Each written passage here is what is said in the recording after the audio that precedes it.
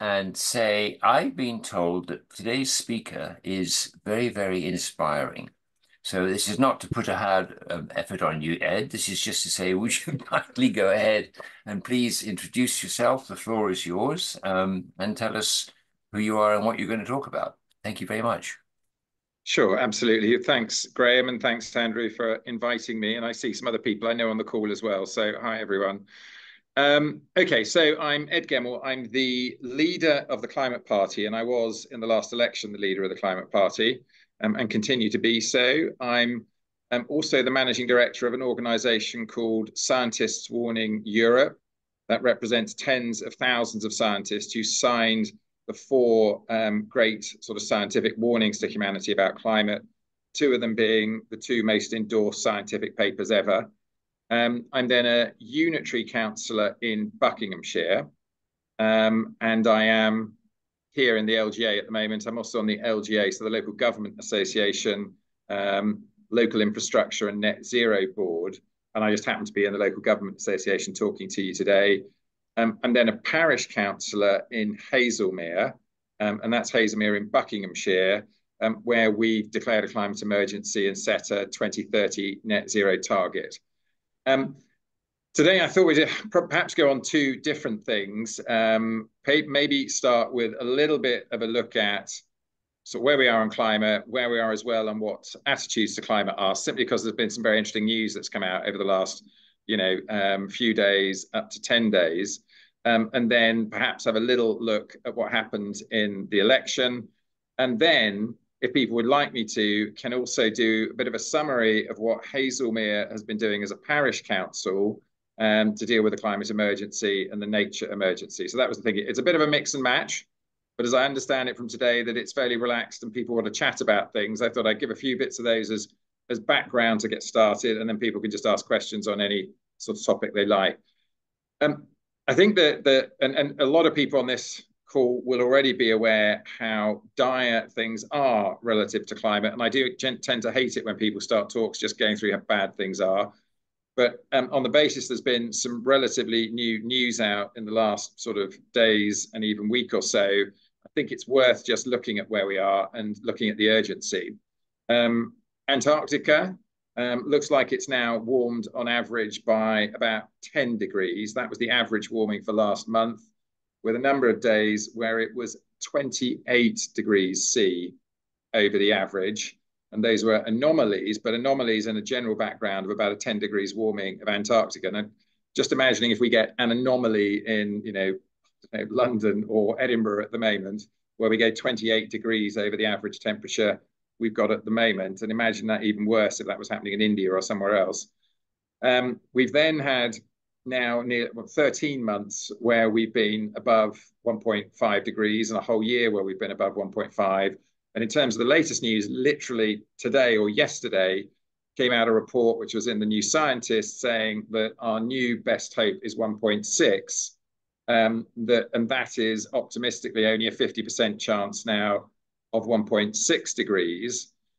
But the scientists' general feeling is that really isn't a very big chance at all, because The Guardian did a survey, which many of you will have read, probably now 3 or 4 months ago, of 380 of the, which was answered by 380 of the authors of the IPCC reports, which was suggesting that they all think we're going well above 2.5 or 3 degrees.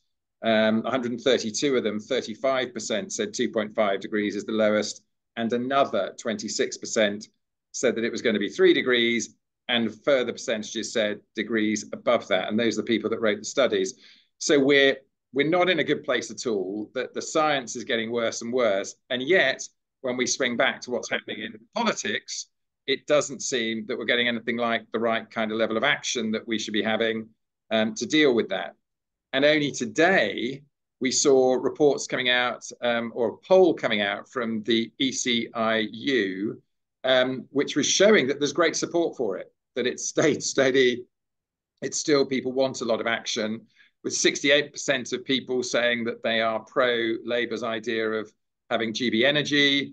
74% are in favour of expanding solar farms. And I know there's been some reaction against that in various communities because of agricultural land being taken out of service. But the general feeling amongst the public is 3/4 of the people think we should be having more and more solar farm projects. 60% are in favour of getting rid of the onshore wind farm ban. 44% are saying that they think that we can get to a higher level of energy security by doing this. 42% are wanting clearly cheaper bills on their energy. Sadly, though, still 61% do not believe that GB Energy will help to lower their bills. So there's clearly a communication issue there for the government. One of them is on energy security, and the other one is on lowering their bills. And interestingly, a previous study was showing that 73% of switchers, so when the votes were coming in, those who switched from Conservative to either Labour or Lib Dems generally, but some of the others as well, they were very generally highly in favour of net zero targets and getting to energy independence in much higher numbers than the general public. So it was interesting to see that probably your sort of typical centre-right voter in the previous election who was switching to put two fingers up to the old government was very, very in favour of net zero commitments. And that's probably something that was miscalculated pretty much by both parties, but definitely by the Conservatives in the election. In the election, the Climate Party, we stood 13 candidates. I mean, you know, our first outing, we didn't get very many votes, although we can summarise that in a minute. And then we also endorsed about another dozen independent candidates. We had hoped to stand about 100, but I mean, we had about 25 or 30 discussions going when the election was announced, of course, much earlier than we thought. And it became a case of, are you in or are you out? Tell us tomorrow. So it was a bit of a bun fight to get everything moving forward. On other statistics, though, we out of something like 105 to 110 parties standing in the election, we were, even with our only 13 candidates, I think we were the 32nd or 33rd largest party. In terms of votes, we were about 30th as well, and that doesn't include the independents who voted for us. And then on a rather surprising statistic, we were the seventh or eighth best funded party in the country, which is amazing considering we only raised £25,000 centrally. I mean, Labour was funded at something like 8 million during the election period, the Conservatives at nearly 2 million, and then Lib Dems and Reform next at around 1.5, the Greens and the SNP at very, very, very small amounts. And I think we came in next. I think that was 7th, even before Plaid Cymru. But anyway, we achieved a lot in terms of getting established, not much in terms of votes.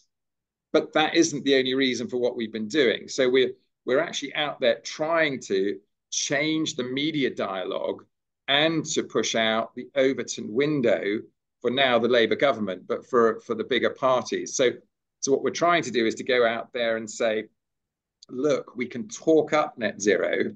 We can look at it as an opportunity for creating money in the UK, for getting not just this, we talked about green jobs, but it's not about that. It's about growing the British economy, following the biggest trend that's happening internationally on the planet, and that's net zero. 92% of world governments have actually set a net zero target. We're all going there. You know, that's the policy direction of travel of virtually the entire world. And if Britain wants to grow its economy, not just grab energy security and deal with net zero, but actually get everything going so we see prosperity here for decades to come, then we need to bring our net zero target forward. It's the way to do it, to drive massive private investment into the whole of the area. And it's an area which is going to happen anyway internationally. And at the moment, we are losing out hand over fist to the Chinese, who we're paying for everything. They're doing 70 to 80% solar panel production. The same for wind turbines, 88% of batteries. They're doing 54% of EVs now. They are something like 70 to 90% of the processing of rare earth metals and minerals now that we need for the transition. And we need, even if it wasn't the transition, we need for everything else anyway, our computers and our phones and everything else. And they're gradually grabbing hold of production. And at the same time, America is reacting with protectionist policies where it's put 369 billion into clean tech and clean industry subsidies, already dragging in more than 5 times in terms of private investment, with some predictions suggesting it's going to go up to 10 to 15 times in the end. There is vast opportunity in moving hard, moving fast, and doing it early. And private money is simply waiting for government to get serious, set those targets, and let it get at it. That's the sort of, I know, sort of wider picture in terms of the urgency, but also the opportunity. And we need to, I think, all of us talk up the opportunity of making money through net zero, of not just better jobs, but putting money back into the pockets of British people in all the different ways by doing it earlier and doing it better than everybody else. And one thing I talk about regularly, particularly on television, and it drives me mad that government announcements still don't seem to include it as a main thing. I mean, we're hearing all the good stuff about GB Energy now from Labour, we're hearing about onshore and offshore wind and solar. But where is tidal power? Just find it crazy. We're in a country utterly surrounded by water, and wave as well. And we have a government study that has shown that there is 20 gigawatts of potential of tidal power in the UK. And in terms of what we're doing at the moment, if you look out the window at the moment with the sort of warm weather and everything else, we're probably only using 28 to 30 gigawatts at this point of the day in the UK. We're probably, and I haven't looked at the figures today, but supplying, I would think, 60 to 65% of that through wind and solar at the moment. If we had tide in place, if we'd done it to its maximum, and it was at the point where tide was doing its 20 gigawatts, because of course it fluctuates, but it's entirely predictable, we would be exporting 10 gigawatts of power to Europe at the moment and making money. It's absolutely balmy that we haven't done it. And at the moment, we've got 2 or 3 piddling little barrages for tide in the Orkney Islands and 1 or 2 others. We really haven't got at it. And everybody keeps saying, it's too expensive. Of course it is, because I haven't done it for the last 20 or 30 years like we've been doing wind and solar. Why are these things getting cheaper? Because we've got scale, because we've been innovated and everything else. It is nuts that Britain's not doing it. Anyway, leaving that then on the sort of more national come global picture, and then just giving a little bit of a flavour of parish council work. So when I joined Hazlemere Parish Council now, I guess, 3.5, 4 years ago, we almost immediately declared a climate emergency. We set a 2030 net zero target for our whole community, and then we've started work on it. And I suspect, as for others, although there have been successes along the way, it's a little bit like swimming through treacle. And we haven't gone as far forward as we wanted to. We've had lots of attempts at things. Many of them haven't worked, some have. So in general, what did we do? After we declared our climate emergency, we formed the snappily named Hazlemere Climate Emergency Working Party. Really rolls off the tongue. And into that, we've got quite a lot of residents involved. There's only a couple of councillors on it, and it's mainly residents, which is great.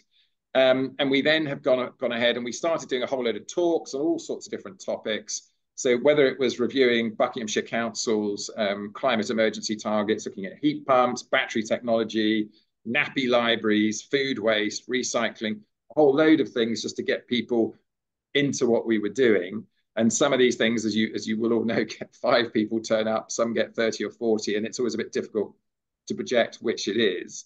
And then we've run various awareness programs as well on food waste and other things. We have set up a repair cafe, which has been hugely successful, actually, and is coordinated with other local towns so that every Saturday now in our area of Buckinghamshire, there's a repair cafe happening. So there's always one that you can go to. And if you want to walk, the one in your local area is probably every month as well.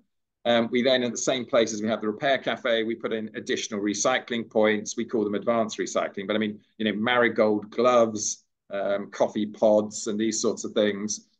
We've encouraged and are very pleased, and I know it's happened in other parts of the country, the Co-op to get on with all of its plastic bag recycling, as that's our local supermarkets in the area. We've then tried to get going on, I'll just talk about nature first. We've done a number of things talking about trying to get tree protection, and we've been helping residents in applying for tree preservation orders. We want to automate that system, and we did talk to Bucks Council about it, but we still haven't done it, such that people could come onto a simple web page, say the trees they wanted to protect, and simply go down answering a few questions on why they want to protect them, the amenity value, etc., on there. And then at the bottom, why they think they're under immediate danger of being cut down, and then ping it straight over to Bucks Council. And Bucks Council said they're actually quite happy to get it, although they're a little bit scared of if we automate it, how many people might start applying. Whereas at the moment, of course, not many people can be bothered to work out how to do it, send the email, get it to the right person. But the people, of course, actually in the tree department in Bucks want to protect trees. So actually they're encouraging us. Then we've run the B squared program, which I know a number of you already know about, and we're still doing it.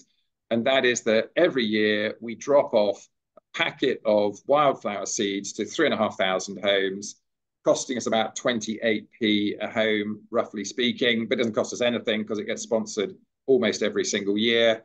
And that goes in with a little, the request is to put 1 meter square of your front garden, dedicate it to wildflowers, and drop in your seeds in there, and then to put up a little sign with a little bee on it on your window to show that you're taking part. It has huge awareness. I mean, everybody in Hazlemere and quite a lot of those around know what we're doing. In terms of uptake, it's patchy and somewhat depends on the roads, where if neighbours and people are getting into it, they tend to encourage each other. But we have got huge awareness of the need to protect pollinators. People are commenting about it more online. I get known as the bee man when I go around, and I'm hardly the only person who works in it. It's just something that has raised awareness and everybody's got to know. And that's great because we also use the leaflet and the poster that we put out for it. On the back, we talk about all of our other projects when we send it out every year. So we get 3,500 people, get a leaflet and seeds delivered, all done by volunteers, lots of community involvement, costs us nothing, always sponsored every single year. A couple of times the parish council has put in a few £100s, but generally local businesses have paid the whole thing. So it works brilliantly. Then on solar, we have looked at several starts on solar projects and haven't got there, getting them onto our parish council buildings and or working with solar streets or something like it. So that's bringing together 10 or 20 houses together and getting them discounts on it. And Bucks Council is now doing part of that at the moment. But we're now looking at, if anybody's heard of something like this anywhere, please come to me with the information because this is a shout out. But we have started to look at a retrofit for every house in Hazlemere, pretty much, for about 3,000. So we've taken a bit of advice on it. We're trying to get some money to do a proper feasibility study. But the idea is 3,000 houses, insulate them, put solar panels on them, put batteries in them, initially reducing bills, we think, probably by about 20%. And that's on the basis that people would be effectively somehow paying back the money over a 10 or 12-year period for the retrofit of their home. But that would be all financed through the scheme in some way. And then we hope that we'd be reducing their overall energy bills by maybe 60, 70% after 10 or 12 years when they will have paid back the money. But the idea is to try to create a massive retrofit program that could then be copied in other parts of the country. One of the reasons Hazlemere fits for it is we have some fairly homogenous estates. So a lot of what used to be, anyway, 50 years ago, exactly the same semi-detached houses, sort of 3-bed semis. And then another set of, I suppose, small terraced plots with 4 to 5 terraces in a row, again, very homogenous. So the advantage we have, unlike some communities, is there are certainly several thousand homes that could be done in almost exactly the same way. So we're looking at it. We did apply for one of the government grants to do a feasibility study for £40,000. And they came back and said, actually, it was too ambitious, which we couldn't, I mean, actually wrote it in the email. Your project is too ambitious. That was extraordinary. And then another one where they said to us that it didn't look like it was a community project, which is also extraordinary because it's coming straight from the community group and we hadn't even done the feasibility study to work out how we were going to be doing it. So anyway, so we're going to have another go at that. But that's what we've been doing in Hazlemere. I think I'll stop there, actually. There's probably a lot of food for thought. If anybody's got any questions or comments, it'd be great. Well, Peter, thank you so much for that. That was mind-boggling, and I'm sure there's a gazillion questions, and I can see the hands going up already across the top row of my screen. So let me jump the gun by asking my question first, because I'm fascinated to know, with all the regulations and the efforts that you're making, is your local housing rules in any way able to insist on a much higher level of insulation for new builds than the government is? Uh, right down at the micro level, we've just brought in a neighbourhood plan actually.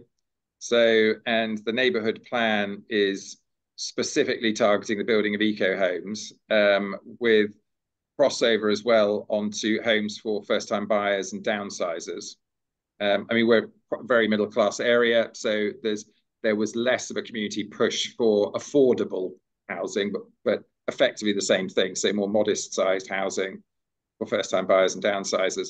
But within our neighbourhood plan, we have put in that we're looking for buildings that are low carbon in the build, low carbon in operation. Every single building now locally has to provide a lifetime carbon assessment. We have put in that we want to have local buildings, if possible, refurbished, reused, rather than knocked down and rebuilt. So we're doing it through the neighbourhood plan.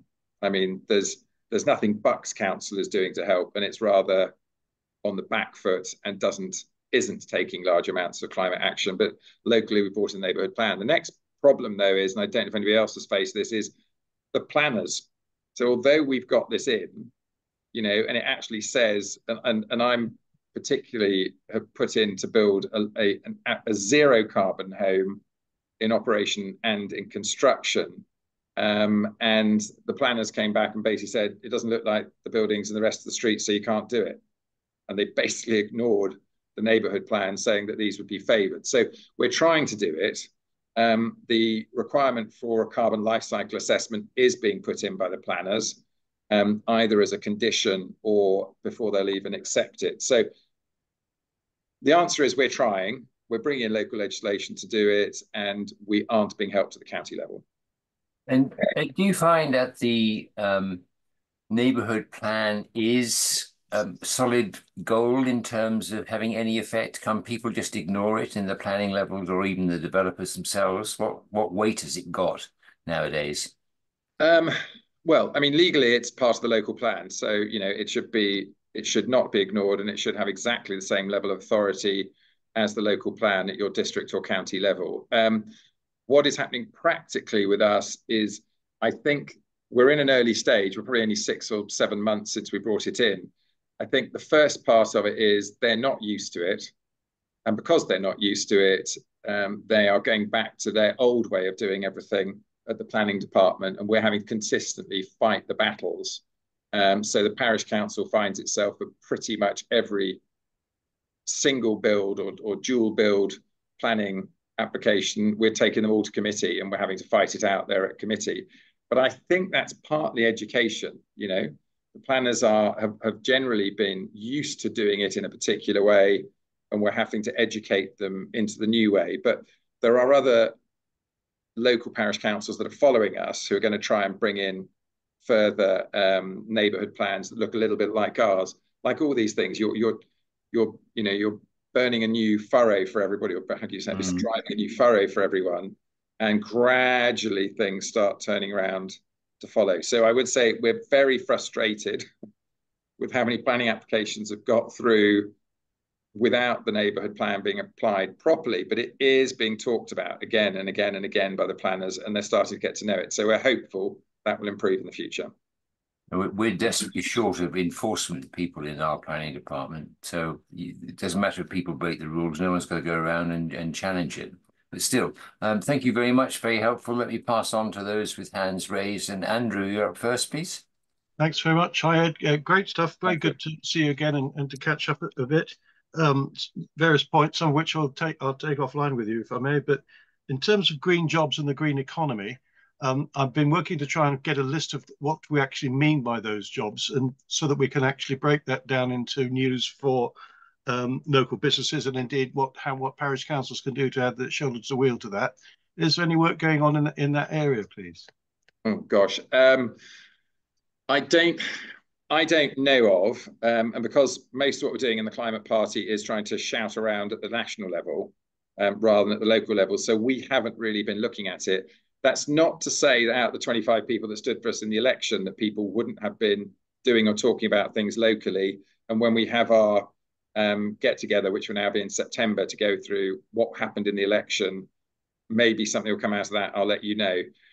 I think on the national level, it's about talking up the overall opportunity rather than getting too caught up in the detail. And I know that doesn't work for local communities and local businesses. And by that, I mean, it's looking at reports like the CBI and ECIU report came out, is it 6 months ago, saying that last year the net zero economy grew by 9%, whereas the actual economy only grew by 0.1%. So if you want to have an economy that is, vastly growing fast, you need to be concentrating on net zero. But that doesn't mean only concentrating on putting in renewables or insulation or even doing, how do you do farming in a low carbon way? It's about every single innovation that we could have to change our lifestyles, but that doesn't mean less of a lifestyle. So, I mean, the target we're always talking about is 2030, but you could call commercially at 2035 as well. Either of those targets for the British economy would see wildly increased private investment into everything needed to get us to net zero. We simply took a 2030 or 2035 net zero target for our entire economy. The city would get on and finance it if the government did nothing else. It literally would, every single business that is in renewables, that is innovation, eco-tech innovation, those that are working on sodium cathodes and anodes of batteries, those that are working on solid state batteries, those that are working on how you decarbonize animal agriculture, all of those businesses will be worth 1,000 times what they were the day before if we had a 2030 or 2035 net zero target. And without any government money going in at all, the city and individual private investors would finance it immediately. I mean, it's about drawing forward those targets. I think to a limited extent, that might work on a city come regional level. I don't think, it's not local, but I mean, Glasgow's got a 2030 target at the moment and is doing a lot of work on it. I would imagine, although don't have the information, that also means that local businesses are starting to make money out of the drive to net zero. Okay, I'll keep in touch with you on that one, Ed. Thanks very much. Stuart, would you like to go next, please? Oh, thank you. And thanks, Ed, for a very interesting talk. And I congratulate you on starting the climate party. I think it's a great move, and hopefully you will have some political effects. I was interested in many parts of your talk, but especially at the start where you're talking about the climate projections from scientists. So, yeah, we're almost certain to miss 1.5, and it's looking now as though it is more likely to be 2.5 or 3. It's my understanding that the only way we could possibly limit it to less than 2 is if we really tackled methane. And net zero seems to concentrate on CO2. CO2 is a long-term pollutant, and it's going to be a long-term problem.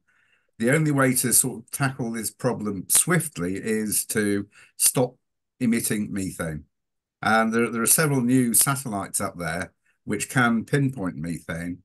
And I think that the biggest levers we've got with the fossil fuel industry, but also agriculture. I live in a mainly rural area, yet nobody is really sort of tackling for or batting for regenerative farming. I've spoken to several farmers, and they hold out their hands and just say, no way, it would cost us too much money, lost production, this, that, and the other. What can we do about that? The methane problem in general. You're absolutely right. Methane is the immediate problem. And it's a much worse problem because when we lose the ice sheets and the permafrost, we get a massive release of methane that's got nothing to do with the agriculture or what we're doing I mean, as in what we're specifically emitting, but it's a result of the fact that they don't freeze back in the winter, and then we have a huge release from them, which several reports suggest could warm the planet on its own by a degree or so. So that's very, very, methane is a huge worry. In terms of animal agriculture, the couple of interesting things. I spoke to the vice president of the Farmers Union, this has been a few years ago, and actually said to him a few years ago, if we had a 2030 net zero target, could farming in the UK reach it? And he said, this is a few years ago, he said, of course, just give us the sticks and carrots. In other words, make sure that's it, and then give us something that's going to help us get there, and we do it. Now, interestingly, during my campaign in my constituency, where part of the thing we were talking about was having a centre for ecotech, and particularly agro-ecotech in High Wycombe, because High Wycombe is very easy to get into the city, but also straight out to the Buckinghamshire, fields and all that sort of thing. It would be an ideal place to have it. I came across a gentleman who had built up a pharmaceutical business from something like, I don't know, he back in the 1950s or 60s, I think, he'd started with somebody else. He was a very elderly gentleman, a factory for £40. I mean, it was hundreds, something like that, which he then sold for millions about after 3 or 4 decades of doing it. But he was still involved on the board, and that company has effectively created, he was telling me over coffee, a substance you can give to cows to stop the methane coming out, because it just comes out in their feces. Now, he's actually out getting it regulated, or how do you say it, through the equivalent of FDA approval, I think, in New Zealand, because of the beef industry in New Zealand, and he's going to try and do that in the UK and in the States. Look, I mean, pie in the sky, because I know nothing more about it, and I've told you, I met him on the campaign trail, although I have his card, and we are going to be in contact at some point again in the future. I can't say it's a solution. So I suppose what I'm saying is, you're absolutely right. That the number one thing we need to be doing is telling farming it needs to get to net zero 2030 or 2035, and let it get at it, get at it itself and start innovating. But also there are some things out there already which might help with it. Yeah, I think it needs a big political push, and I don't think the ELMS system is really doing much at the moment. And the farmers are complaining that they've lost a lot of the CAP sort of funding since we left the EU, and that they are really struggling. And I can understand their reluctance to reduce their yield by adopting regenerative agricultural processes. Yes, I mean, I sadly don't have a solution. I see the problem, and I did have a few discussions with farmers in different areas during my campaign, but that was almost more exploratory, to be honest, trying to work out with them what we should be doing. I don't have unfortunately, a silver bullet for that one. Okay. Well, thanks, Ed. Thanks, Stuart, very much. David, your turn, please. Yeah, thanks, Ed. That was really interesting. I suppose one of the things I get, rather like you, massively frustrated by is a complete lack of joined upness in every single level. If we were really serious about this, we'd get our R&D systems, both private and university and government, because the government actually has some quite sophisticated R&D capabilities, looking at this in terms of innovating new technologies, linking in with UK industries, and actually enforcing the copyright, the patents, etc., to be developed and licensed only in this country for development, in association with a wider central joined up sensible strategic plan, which also protects fuel security and food security. Mm-hmm. And also a flow down into local government where there is a coherent approach to how we're going to tackle this. based on best practice. From my conversations or the conversations I've heard over the last month or so, is that everybody's randomly having a go at it. And I'm sure it's quite fun to start off with, but actually it gets very tedious very quickly because, as you quite rightly said, Ad, is that it's like swimming through treacle. So how do we produce a logical and systematic approach to dealing with this, but is highly adaptable to meet the needs of particular population groups, particular council areas, because none of us are the same. So that's point one. Point two is more a push at Graham and Andrew, really, is as I've gone through this journey of listening to people, and again, Ed's sort of sparked this conversation, is that there is a real need to start to move some of this fantastic information you've been putting together into knowledge areas. So if we're trying to work out how best to, what's the best approach at local level to enhance electricity production, what's been tried and tested, what works, what doesn't work. Another big knowledge area will be funding. Okay, we've got one or two government grants, but if we're going to create some sort of local banking systems, do we do it locally? Can we do it at a macro level or various levels of macro? I don't know, but we certainly need some sort of funding system. And so that we start to provide a coherent knowledge source where when individual councils at whatever level are trying to tackle this, they can go into the central knowledge source to find out what's worked, what hasn't worked at particular levels. Anyway, end of rant. Right, great. Thanks for that. Taking the 2 points in reverse order, because it's in the front of my mind. And I know Andrew's specifically been working, of course, on some of this, so I get that part of that was directed at him. The Local Government Association does have quite a lot of best practice actually on the website, and it's really not that bad. So there is a number of things from the higher level of councils that is on the website. And I wouldn't say it was comprehensive or perfectly organized, but a 20 or 30 minute look through that actually is pretty useful. So there's quite a lot of stuff there. You're speaking to the converted, and at the district and above level of councils. I mean, we have 100 to 115 councils in the country with a 2030 net zero target for their whole area. And a project I've been wanting to get funded and run is to create a support unit specifically for the 2030 councils.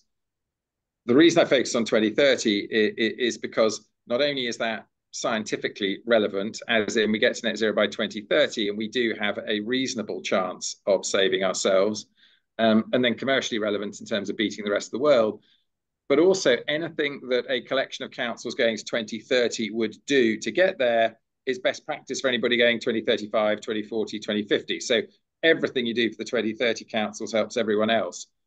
There is a problem, though, for those ambitious councils, and it's exactly the same as for Hazlemere at 2030 and anybody else here who's got a 2030 for their parish council, is that you turn up to a meeting about getting to net zero.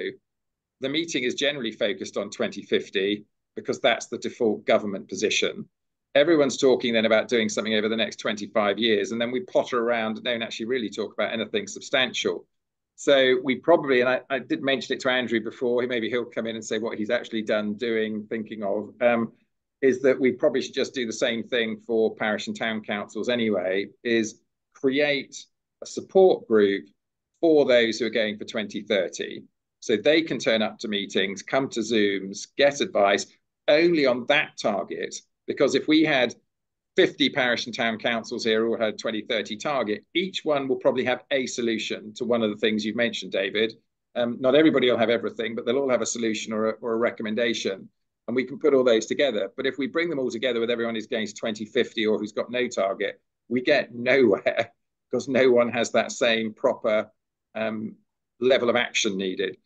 So it would be really interesting to do more on that. Just a quick comment then on the first bit. You're absolutely right. anytime we try and focus on one area of weakness in getting to net zero, we are sort of cherry picking something to work on. So I'm a big advocate for taking a big target for the whole of the economy, and then everything starts pulling in the same direction, and solutions you couldn't even imagine come out because everybody's working on the same thing. You know, if you focus only on onshore wind, you seem to get solutions for onshore wind, but then they tend to be costly, a bit difficult, etc., because all the rest of the bits around it are not functioning at the same level. We're not getting zero carbon steel and cement in order to make them zero carbon when they go in.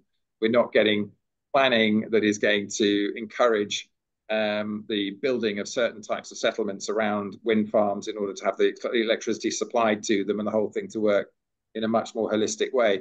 So I much prefer to get the whole system there. And interestingly, when you talk about how we're shooting ourselves in the foot in Britain, I mean, we've got Oxford, I think it's in Oxford, is it called Oxford PV or Oxford Solar? They've innovated the next level of solar panels, you know, which is so great. We've got the patent in Britain. We've got the R&D coming out, presumably out of Oxford University. And where are they making them?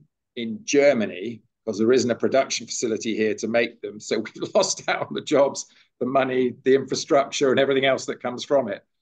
So, you know, it's crazy. And then another big one is in our steel industry, you know, so again, and you're absolutely right, we just don't focus on the right thing. So we're going to, for Tata Steel, we're going to do in Port Talbot a 1.5 billion electric arc furnace. And that's what they're going to put in. Half the money from government, half the money from Tata Steel, which is great. It's a recycling plant, but it's better than what's running at the moment, which is highly polluting. But we lose our green steel production. In Sweden, for the same cash money, they're putting in a completely green steel production plant that in 2025 will do the same volume as Port Talbot, 95% decarbonized steel, and they've already got orders from all over Europe for their new steel. It was more money, but a lot of that was debt that you would service through running your business. The cash was exactly the same as the cash we're putting in Britain, but we're getting a recycling plant and they're getting 10,000 jobs and we're managing to save about 3,000. I mean, it's nuts because they just didn't look at it in the big picture and actually do it in a proper way. So totally agree with you with the problem. And I keep coming back to we need the big picture, the big strategy, the big industrial mission for Britain. And then some of that may be sorted out. On a positive note, when Chris Skidmore did his report, what are we now? A year ago, I suppose, he came, and I don't know what happened at parish council and town council level, but he did a meeting with the LGA. I was in it with 6 or 7 other councillors. We put forward a whole load of things about local government and its involvement in what needs to be done. They all went in the report. I mean, he really listened to put it in. Now, government hasn't listened to him. That's a different issue, but it did get into a report which did end up on the desk of government. So we can push these things in, but it takes a lot of effort. Thanks, Ed. Thank you, David. David, I think for your point one, education is the answer. You've got to get into the Government 101 course, which says under no circumstances is joined up thinking to be countenanced, and get that changed. And then we can go from there. John Payne, please. Yeah, hi. How can your party educate the general public about the dangers of extreme weather and landscape change on probably not a global level, but a regional and national level for the UK? We have 2 very good examples locally about how this is affecting us. One is the partial closure of the A40 due to a rockfall, which is related to increased rainfall over the last 2 years, which has been there for 6 months. And this is the most important trunk road into Wales. The other example is the loss of the main road, the A48, due to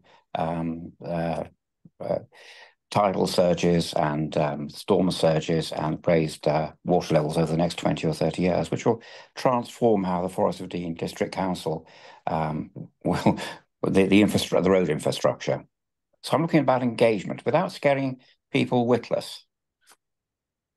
Yes, I mean the whole point of the party is engagement, because knowing our political system and actually knowing the history over the last 50 or 100 years, our chances of me becoming prime minister or any of us getting into government is relatively slim in the near future. So we're unlikely to do that. So the whole point of what we're doing is we're trying to change the way things are communicated. And if you don't mind, I'll take a quick tangent because I saw somebody mentioning Dale Vince's book in the chat there as well, actually. We're actually doing what Dale Vince says in the last 2 chapters of his book. And that is, we are trying to be populist, not lying by saying populist, but populist and very focused. So the Climate Party's strategy in terms of communication is Nigel Farage's strategy. And Dale Vince pretty much says in the last 2 chapters of his book, and I don't know if he mentions them by name, but it's clear he's talking about Farage and Trump, that they are very good at cutting through. Now, they're lying a lot of the time. That's a different issue. And he's not saying to lie, but is to cut through. So what we do in the Climate Party is we ruthlessly focused on our message. And we talk about climate and nature, but we're ruthlessly focused. So on climate, it's all about we will be richer in Britain if we reach net zero by 2030, brackets, maybe 2035 commercially, because we will lead the clean industrial revolution. Britain will be a commercial, economic, industrial superpower, more money in your pocket. Now, the aim and our mission in the Climate Party, so the mission in our constitution, is to ensure the survival of humanity and other species on the planet. But the strategy is to play straight into sort of centrist, pro-business, pro-prosperity way of looking at it, which is talking about upside, opportunity, etc. And then how that translates is when I'm on TV or radio interviews, particularly because I tend to get interviewed by climate deniers and people. So Julia Hartley-Brewer would have been this morning, but it got cancelled, is to put back onto them or to Jacob Rees-Mogg saying, why do you want us all to be poorer? This is the biggest business opportunity on the planet. You are making us all poorer by not grabbing it, going for it, rolling our sleeves up, driving the investment, not talking about the science and the danger. I opened with talking about science and the danger here, actually, because it's, we're in an echo chamber of people who are already interested to some degree. We don't do that publicly, but except for that our instructions to all our candidates is hold the line on the science. So we come in with the opportunity, and that's not just about big business. I mean, it's also about a single mum with 5 kids who can't put bread on the table in the last 2 days of the month. She wants an extra £100 in her pocket. So she wants to have a vision of us building Britain, leading the clean industrial revolution, which means everybody in Britain ends up benefiting, and she gets that extra £100. It's not just about rich business people. So we communicate upside, opportunity. What we don't do, though, is back off on the science. And apologies to anybody who's Green Party here, but the Green Party has backed off on the science. It went in March down to net zero target 10 years from tomorrow. And then in the election, it went to 2040. So 2040 isn't the right scientific target. There is no question it's 2030. You might argue 2032, but it's 2028, 2030, 2032 for net zero is the scientific target if you want any chance of staying under 1.5 or 1.6 or 1.7. So there is, we don't back off from that, but we lead with that is going to give us money, upside, prosperity, better life. So John, you're absolutely right. We need to communicate it. We don't lead with communicating the catastrophe because it hasn't worked. What Extinction Rebellion and Greenpeace have done, they're still doing. We don't need to do that bit. We're doing the secondary bit and trying to motivate the 80% of people who haven't got motivated by what Greenpeace and XR have been doing up to now to get on and join the fight. We don't care why they join it. I'm really happy if Elon Musk, despicable as he may be, but if Elon Musk can make more and more billions but help us get to net zero 2030, that's great. It's not about the motivation. It's about the target. And that's exactly what Dale Vince says in the last 2 chapters. Thank you so much. I will put this to the XR Rebellion group. We're meeting at Windsor Castle for a citizens' assembly. Hopefully I'm speaking. I mean, XR, I mean, I talk to them all the time and that sort of thing. And I mean, I compliment XR people. I went up to them at COP26 and other places and say they got me elected. Because when I'm as far as I know, I'm still the only one, as far as I know, at least at the sort of district and above level, councillor elected on the single policy of climate action now. Although I'm an independent as a councillor, my only policy was climate action now, and I got elected. And everybody interested in climate, when I spoke to them on the doorstep, and these were hundreds and hundreds and hundreds of conversations, told me how much they hated Extinction Rebellion. Then they talked about climate, and then they voted me in. So, you know, Extinction Rebellion achieved its aim. Sorry, if only there'd been 1,000 of me, but achieved its aim through me. They got me elected because no one likes their methods, but everyone's got the message. So they've been doing exactly what it says on the tin. They weren't out to make friends. They were out to get action. I'm only a little bit of it, but I'm absolutely sure that they got me elected. John, thank you. Andrew, can we move on to you, please? Just quickly, yes, the mission of the Great Collaboration is to gather and share good practice. That's our top number. We've got a number of 30 actions which are already on our development website, getting ready to be posted on the live website. We are gathering as we go along connections with people who are experts or can be experts on different topics, because things do change all the time. We do need people that we can join in with. I put in the link as well. There's some the Carbon Copy website has been posting some good examples from around the country. Those aren't edited in any way, they're simply posted out. And with having spoken with Carbon Copy, they're happy to keep doing that. And we would need to take from those and other case studies the actual guidance, which is very easy for them to follow. A lot of case studies say, oh, wow, we did this, and here's a picture of us cutting the ribbon. It doesn't tell you exactly what steps you need to do to replicate it. So yes, that is very much we're on the case with that. The only other thing I wanted to add in was in terms of what the new mantra is, because we can't go around saying, let's keep below 1.5 anymore. And as Ed's pointed out, we can't, even the word climate sometimes doesn't go down well with folks. There does need to be a vision of a better future to work towards, which can be something that appeals to all sections, all the various segments of the community. And I think we need to keep working on that. Communication is the name of the game. It's the way you tell them, as the Irish comedian used to say. And if we can't get the message through one way, get it through another. But there does need to be a positive message. I was at an event a while ago, the Innovate UK event. They said, one of the speakers said, we can't expect people to volunteer in an atmosphere of impending doom. There has to be something positive that we're working forward, and I think we can all agree on that too. So that's my point on that. And again, as Ed, I'm sure you agree, that's a continual exercise in how we tell them. Okay. Well, it's very interesting that you're echoing the words that Cara has written already, and now she's up to make her point. So, Cara, go ahead, please.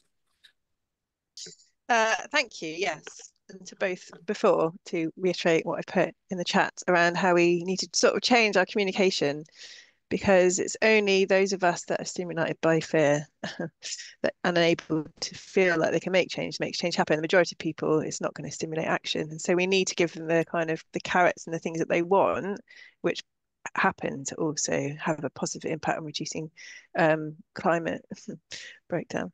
But alongside that, there's 2 points that I wanted to make. One was about adaptation. So I think we're a bit behind, particularly as well as adapting a lot of infrastructure, particularly around the changes that we're experiencing about houses, and again, bringing in retrofit to stimulate sort of safeguarding our homes from increasing fluctuation, should we now say, in temperature from excessive heat, also cold and damp particularly, and how retrofit can help that.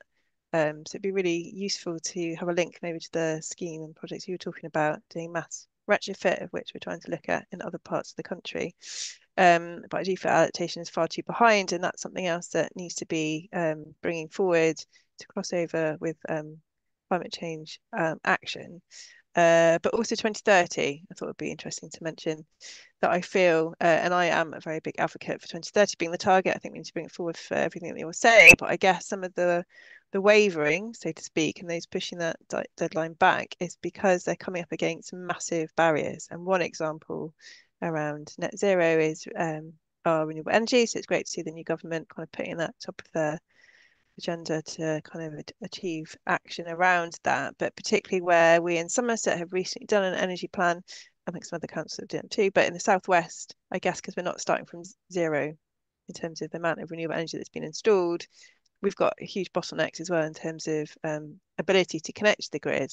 And so that plan basically says your ambition to meet net zero by 2030 is impossible because you're not going to be able to input a lot of that renewable energy and battery storage because the infrastructure is not there. So alongside with that, we need to accelerate action. How can we work with the DNOs, DSOs, Ofgem to come aligned with that to rapidly improving the grid, but also flexibility, being able to purchase directly from local community energy, and all those other sort of solutions that are required in order to do that so we can meet net zero by 2030. Oh my goodness. And I really do have to leave on the hour, an impossibly wide set of different questions to deal with there, Cara. And I probably don't even have the knowledge for some of them anyway. But there's no question that getting local connections to the grid, local community energy schemes, supplying energy locally to their local communities is something that we really, really, really need to get sorted so it can be done. Also, the second one, the general issue of not being able to get your project onto the grid and the backlog of different projects that is stopping good projects getting onto the grid is appalling. And I do not have, straight off the top of the bat, the solution to it. I'm consistently talking about we need to find a solution, but I don't have the solution to it, I'm afraid. I think I always come back to, if we took the 2030 target, all of the barriers would start to slip away. And they'd slip away because you'd have to bring in legislation, both in terms of planning and in legislation in other areas to solve it. You would have to solve the innovation. The finance would be there because you've created the value by making it all investable within 5 years. And all those things would be done. I'm sorry, Cara, I don't have many of the silver bullets for you, and I unfortunately have to go. Certainly happy to have another talk to anybody, and Stuart, I see he's got his hand up. And Andrew and Graham have got my email and happy to talk again about it. And actually, from what you're doing, Cara, it sounds like to hear from your experience actually on some of these things would be useful, both from the point of view of a few solutions, but also where the problem is, so that I can then push, and even the LGA, we can push more on the particular problem. So I'd be very pleased to hear directly about it again, if you wouldn't mind. And okay. I'm sorry, I really need to go on the hour. Yeah, well, clearly we'll have to have another session. Okay, no problem. Get back in touch with you about that. Yeah. Yes, that's fine. And if you've got to go, well, then thank you very much indeed for finding the time to put us in. We're very grateful. We've all been either terrified or inspired, whichever way you want to look at it. And clearly we're going to have to reform the way the country is governed. So maybe a climate organization is the way to do that. We look forward to seeing where things go from here. If you've got to go, then thank you very much again for your time and your conversation. I commend everybody to take a look at the wonderful links in the chat session, which will be on the wiki. And if people want to stay and carry on talking afterwards, and Andrew's already got his hand up, then we're very welcome. But Ed, if you need to go, then you need to go. Thanks very much, Graham. Thanks, Andrew. Thanks to everybody as well. Are you happy if we share your email address, Ed? Oh, of course. Yeah, that's fine. Will do. Thanks. I'll put it in the chat. Brilliant. All the best. Thanks. Bye. Okay. Bye-bye. So let me carry on to say, does anyone else wish to make any comments or questions? Yeah. If we go live, I find his email address. So there, yeah. There you go. Stuart, you're up front already. Well done. Thanks. Just in the dying minutes, and having mentioned Dale Vince's book, Dale Vince seems to boil the climate problem down to 3 things. That is energy, which he's tackling with his ecotricity, transport. He's been trying to innovate in electric vehicles, this, that, and the other. And the third is what we eat. And he seems to be appalled that we're not all vegetarian or vegans. And I was just wondering, should we have a show of hands to see who is vegetarian or vegan? I think it's a brilliant idea. And there's a wonderful, is it a flexitarian, something like that, which means that you're getting there, but at your own pace. Yes. I would be a flexitarian, but I'm heading towards vegetarian. I'm also told we're all truckarians because we eat what the trucks bring to the shops. Anyway, there we go. I have to say, whilst I admire everybody getting food down the vegetarian route, as a clinician, I am concerned about the law of unintended consequences. Yeah, I think cattle and other animals play quite a significant role in the we've evolved over hundreds of thousands, if not millions of years, they do. to be omnivores, and therefore going down a particular type of food route is not what we've been genetically designed to cope with. And I think there may be some fairly significant impact, particularly in male physiology, in going down a particular vegan route. It can be replaced by supplements, etc., but you have to be pretty up on it and be quite controlled about what you're doing. So you become, whilst you are a vegan, you're still going to have to rely on artificial supplements in order to sustain what you would normally get from meat products. Just a thought I throw out there. Well, that means they've killed that conversation, Stuart. Sorry about that. Can I change the conversation? Belinda, your turn, please. And Peter, I know you've got your hand raised. We'll get back to you. Thanks. Yeah, I was just going to say on the plant-based meal things, we're being bombarded in as councillors for the plant-based organisers, and even in Dorset Climate Action Network we discussed it last week and just said it's so contentious, and they're actually quite extreme as well. So we know that the Dorset Council earlier in the year put up a very contentious argument because they've got people from the NFU and Meat and Dairy Association who are pressuring them to push back against any demand for plant-based meals. So we've just decided it's just such a nuanced area. It's also personal behavior issues as well. And the last thing we want to do is upset our, in a rural council, last thing we want to do is to upset the farmers, because actually in reality an awful lot of them are working together. There's lots of regenerative farming going on. They're working with the council and with Dorset Climate Action Network, with Dorset Wildlife Trust and the Area of Outstanding Natural Beauty people on flooding mitigation and how to, do different land management techniques that will also enable them to claim the farming in protected landscapes and ELMS type payments. So we're trying to work very sort of collaboratively and constructively, rather than coming at it from the sort of quite heavy, George Monbiot, get rid of all livestock farming attitudes.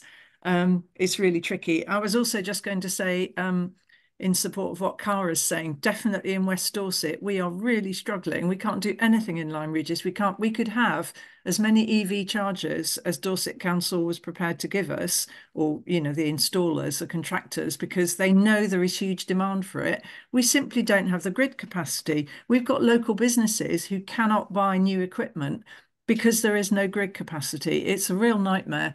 Dorset Council did actually do a working group on the whole issue of the grid capacity. So I'm happy to share that. Again, they didn't have any conclusions except that government needs to do more and quickly. Absolutely, Belinda, thank you. Peter, your turn, please. I made that quick comment really in response to vegan diets. There's a huge number of the world's top athletes these days are vegan. So, it is possible, but obviously being vegan could also mean just eating sugar. So it is nuanced, but it is absolutely possible to be an extremely healthy person on a vegan diet. You don't need meat. Obviously, there's various people calling for a transition from away from meat to vegan diets. Dale Vince as well. In his, and he's obviously advocating that we reallocate that farmland to growing grass and turning that grass to what do they call it? Production into methane gas, basically, and putting that into the gas grid to avoid having to exchange all the existing gas boilers to air source heat pumps, which is not feasible.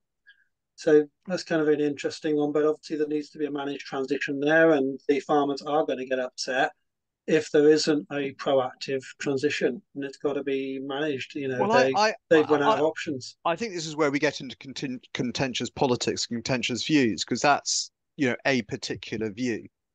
I'm afraid I'm not of that view at all. I think we can manage it in a different way. And frankly, when you actually look at the data and you look at what percentages of methane contributes from cattle to the overall problem that we're facing, is probably tiny, and we should be focusing on much bigger issues which we need to get our hands around before we start to deal with some of these what I call maybe potentially slightly lesser issues. I mean, just let's get our houses insulated, number one. So, Wendy, you wanted to add something? No, I wanted to change the subject completely. I just wanted to follow on from. No, I'm really interested in engaging it, but from what Ed said about what they were doing as a local council, that's to me really quite inspiring. So, I'm not presently a councillor. I'm trying to get back on, but there doesn't seem to be a lot of evidence of that type of activity that he's described. So I'd be really interested, and you may be able to just say it's already in existence, it's on your website, of what is happening locally at local councils. What have other councils done? Because as far as I'm concerned, we've declared net zero climate emergency, and I don't see any evidence apart from, I think there was a grant of about 4,000 that was put to looking at some houses, but that was only to pay for the assessment, and then nobody took up the recommendations and actually did many changes for solar and stuff in our town. And I think we've got, I don't know, we must have about 3,000 homes. I'd be really, really interested to gather everybody's thoughts on that, of what we're doing. So is there a different forum for that, or is that something I should just look for independently, if there's examples already on the collaboration website, etc.? Well, it is specifically what we're set up to provide, Wendy. So you're on the right topic and you're on the right place. I don't know if you noticed that Cara had put into the chat the neighbourhood plan that Hazlemere has produced. So if you wanted to see what somebody's actually done, that's a step towards it. In terms of what else can we do and who else can we do, that's exactly what we're working on. But like everything else, it's not coming overnight. We're building on it. So we're getting there because I think we perceive that there is this huge need that you mentioned. Everyone is looking to instructions on what to do. How do we get there? What do we do locally? What is a step-by-step process that's going to work for our particular community? That's exactly what we're trying to find the data for, to put into the database to give all the answers to people when they ask the questions. I'll just add that. Will it work from parish upwards, or does it really need to be district and county? I was just going to jump in quickly, Wendy. If you look over the border to South Gloucestershire, I think they've got quite a lot of things that they're doing. I mean, I've been working with the environment, one of their environment officers, and they've been doing a lot of projects, particularly in churchyards. So it might be worth, if you want to know a little bit more about the kind of local authority. Otherwise, the great collaboration, if you look at the website, they've got some fantastic things on there for parish and town and local authority. So yeah, I'll leave that for Andrew and Graham. And just to say, yeah, I've had many questions from parishes saying, where's my nearest parish that's doing whatever it is they're interested in? And we're working with Parish Online to have those extra data layers added to their facilities so that people will be able to get onto Parish Online and find out where the nearest repair cafe, where the nearest community energy project is, so on and so forth. So that's very much part of doing it, very much part of the plan. And then again, Wendy, Belinda has just put a link up on the chat for you that could be helpful. So yeah, I mean, I've been trying to get, like, even if we just start with the council staff and just say, have they actually done their own calculation of their carbon emissions? I mean, I pretty much know it. I've done it over a couple of the different apps that you can use. And, you know, at least, and then even maybe encourage all of our residents to do that and get a bit more of a picture, and then start gauging, say, let's do this again next year, and let's have what have we reduced it by? Well, you can use the impact calculators to do that in a rather broad brush, fairly inaccurate way, but it's a starting point. And if they get the funding to renew the data, then you will indeed be able to take annual snapshots and see whether things have improved. But let me post on to David, who's got his hand up. Wendy, just to come back to you, what we're trying to do in Heart, and Tristan alluded to it earlier before we left, is a collaborative approach between the district and the parish councils. And hopefully once we mature our ideas with the county council, so that it's not each of us trying to do stuff individually, but as a harmonized whole.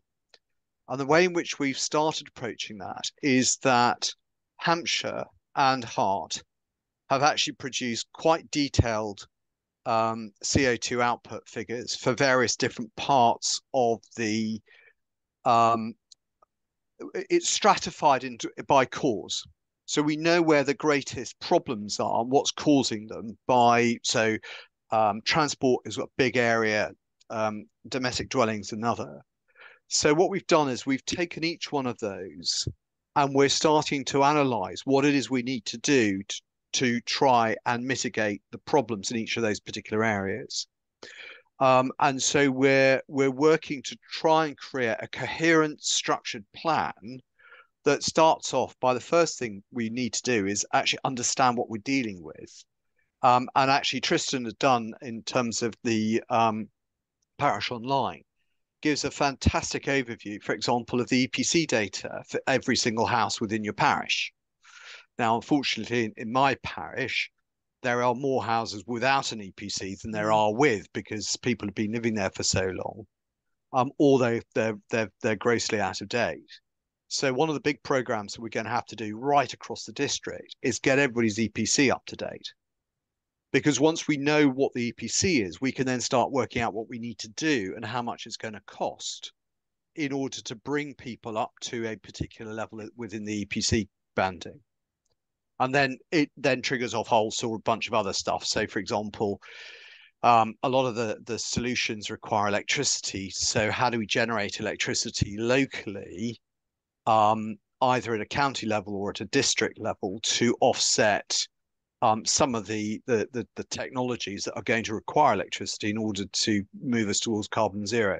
So there's a lot of interconnected and integrated steps that we need to move through, but we think we can do that in a logical way, with the parishes being responsible for the parish areas, but supported by the district, if that makes sense. Yeah, no, that sounds good. Yeah. It is, just to sort of supplement what David is saying, in Long Sutton in Somerset, we took a look at the EPC data and went to a local provider of EPCs and said, if we give you sort of 40 or 50 houses, would you reduce your price? Because you don't have to do any sales work. You just go ahead and do this. And they chopped their price down to, I think, £45 per household, which was a lot better than your 100 odd that you get for most EPCs. So I think there's a lot to be done for collaborating on effort and bringing all the prices down accordingly. And that's triggered Cara to raise her hand. So off you go, Cara. Just to note that there is a process of kind of reforming the EPC process. The data behind the RDSAP and the RSAP, which measures the kind of heat usage and losses, but also looking at your different technologies that you're using in order to create it. Currently, sheep waffles, it's more based on cost savings. And what we're seeing, obviously, because there's this ridiculous link of electricity prices to gas and always ensuring that gas is cheaper, means that currently, if you switch to an electrification for your heating, such as an air source heat pump, your EPC is likely to get worse, not better. And so they're looking at reforming the EPC. So my advice would be, obviously check if we've got one. Some of them aren't worth the paper they've written on because they weren't done very well. However, it's what we've got to work with today. But hopefully that upgrade, which is already waiting, will happen soon.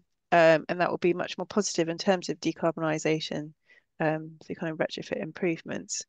Alongside that, we need to campaign to decouple gas and electricity prices to make it much more realistic in terms of costs, and that will also have a much more positive effect as we decarbonise our buildings. Thank you. Thank you. Thank you. One thing just on electric prices, one thing that I've noticed, I'm with a company who say they've got the best deals, but then I noticed that they put up their standing charge, which is not like 45 pence a day for electricity. I mean, so if we need to work on that. So I know there are people out there that are trying to work on that. I think it's Martin Lewis, isn't it, who's trying to get the companies to reduce the. I mean that is ridiculous to me. So yeah. Anyway. Yeah, it goes back. Let's get to Ofgem. They're the licensing and the regulation organisation that can fix both the delays to removing some of the barriers to grid, because there are thousands of people in this kind of grid waiting list to connect. And they're slowly kind of going through it, but changing the criteria in which enables you to get grid connection. But at the same time, very rightfully said, Wendy, we need to stop this kind of capitalisation on the infrastructure, which has been put on through standing charges, and that's obviously unfair. Well, I have to say, once again, I have really enjoyed. I'm not in a position to influence too much at the moment, but I am gathering so much knowledge from attending these sessions. So I thank you all again. Right. Well, let us just check in case if anyone has anything urgent to say. Otherwise, I'm going to wrap this up. So any urgents? Look at that, not a single one. So thank you all so much for your time. Yep. Thank you for turning this into a really lively discussion. I will get it up onto the wiki in due course. And next week, just so that you know, we've got Mike Eccles coming to talk to us about the Hay Community Resilience Initiative, which I think is going to pose a lot of questions and also answer a whole bunch for people. So strongly recommended that if you can show up next week, please do. And thank you for coming this week. Thank you, Thank you all very much. Take care. Bye. Bye-bye.